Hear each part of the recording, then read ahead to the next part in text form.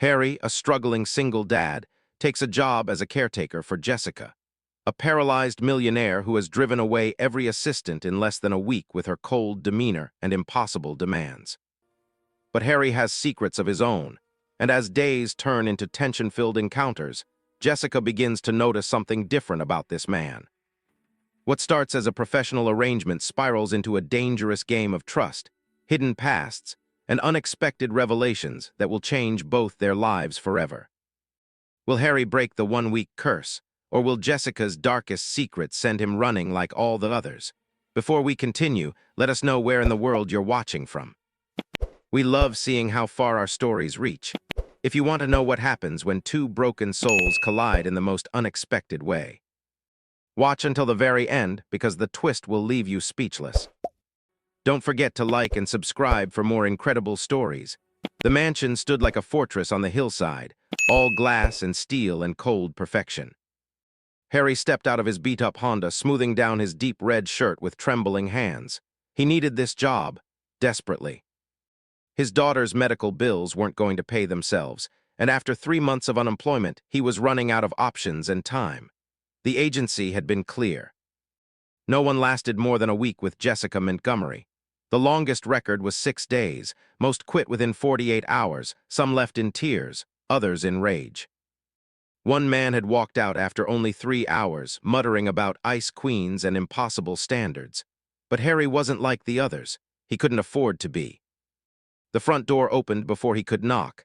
A stern-looking woman in her 50s stood there, her eyes scanning him with the precision of a prison guard. "You must be Harry." "I'm Margaret, the house manager. You're exactly on time. She hates tardiness." "Good to know," Harry said, forcing confidence into his voice he didn't feel. Margaret led him through corridors that felt more like a museum than a home. Everything was pristine, expensive, untouched. No photographs, no warmth. Just cold elegance that made Harry's skin prickle. "She's in the sunroom," Margaret said, stopping at a set of double doors. "A few things you should know. Ms. Montgomery doesn't like small talk. She doesn't like excuses. She doesn't like weakness. Do exactly what she asks when she asks how she asks. Nothing more, nothing less." Sounds simple enough. Margaret's laugh was bitter. "They all say that." She pushed open the doors. "Good luck, you'll need it."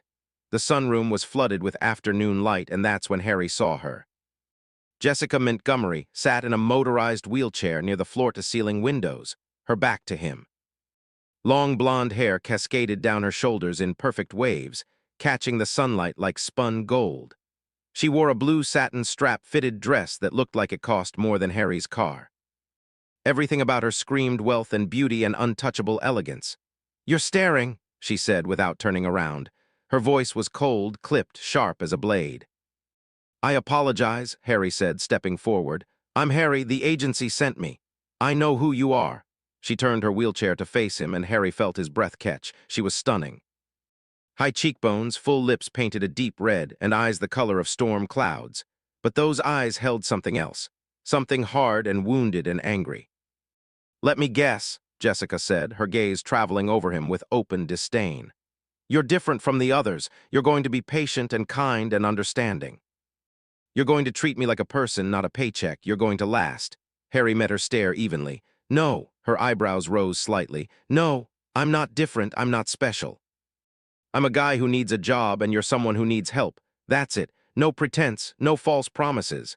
For the first time, something flickered in Jessica's eyes. Interest, maybe, or surprise.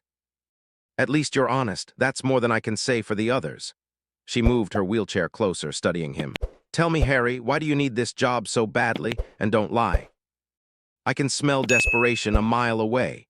Harry could have told her the sanitized version, could have kept it professional, but something about her directness demanded the same in return.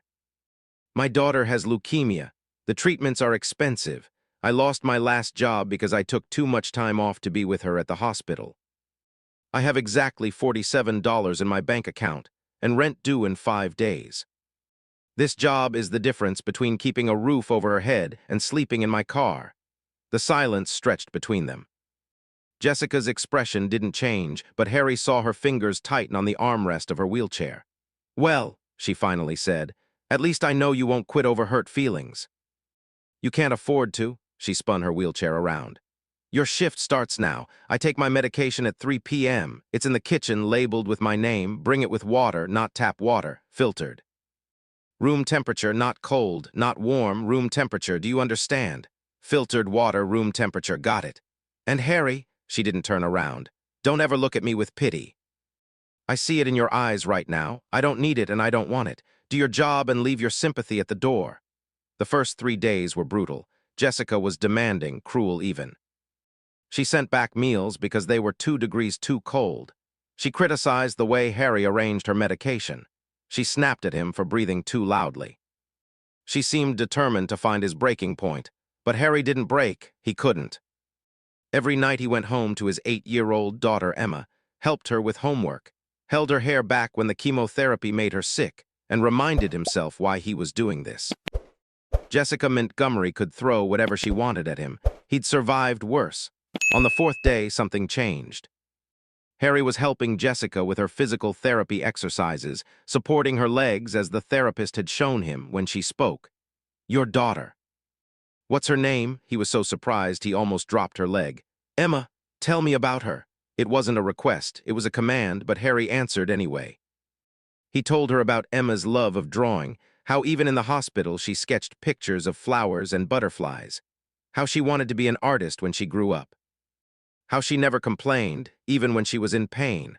Jessica was quiet for a long moment. She sounds brave. She's the bravest person I know. Braver than me, Jessica said softly, and for the first time her voice wasn't cold, it was sad. That night, as Harry was preparing to leave, Jessica called him back to the sunroom. She was by the windows again, her blonde hair catching the last rays of sunset, her blue dress shimmering in the fading light. I wasn't always like this, she said. In this chair, I mean. 3 years ago, I was a competitive equestrian. I had everything. Career, fiancé, future. Then one day, my horse spooked during a competition. I fell, shattered my spine.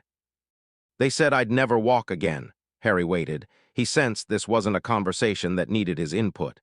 My fiancé left 2 months later, said he didn't sign up for this. My friends disappeared. People stopped seeing me as Jessica and started seeing me as poor paralyzed Jessica. So I decided if they were going to see me as cold and broken, I'd be the coldest, most broken person they'd ever met. Better to push them away than wait for them to leave. That why you drive away every assistant? Harry asked quietly. Jessica's laugh was bitter. I don't drive them away, I test them. If they can't handle me at my worst, they don't deserve to see anything else. And so far, everyone has failed. It's day 4, Harry said.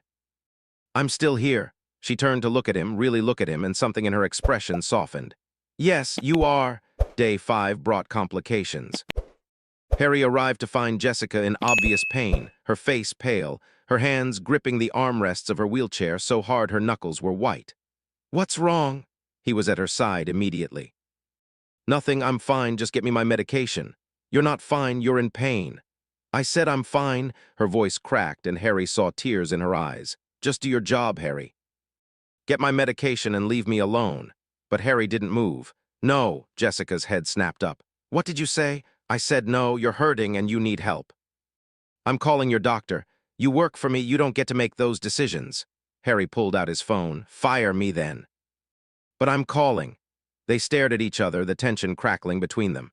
Then Jessica's face crumpled and she started to cry, real, gut-wrenching sobs that shook her whole body. Harry didn't hesitate. He knelt beside her wheelchair and took her hand. It's okay, I've got you. It's not okay, she gasped between sobs. Nothing is okay, I'm supposed to be strong.